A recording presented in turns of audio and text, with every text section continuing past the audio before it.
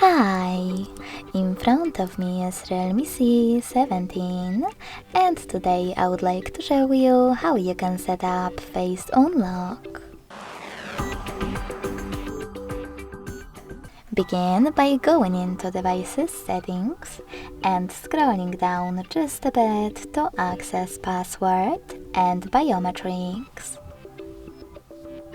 Following that, tap on Add Face under Biometrics section and enter your current login method.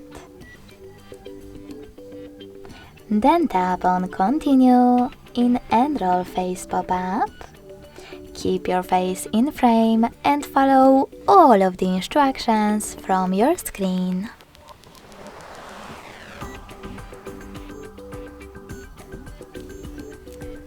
Now you can click on this switcher next to Rise to Wake to switch it off or on. And finally, hit Done. Then adjust all of those options however you want to, and when you're done, click on Home button. So finally, when I switch off my screen, then turn it back on, I can see that Face Unlock is working properly.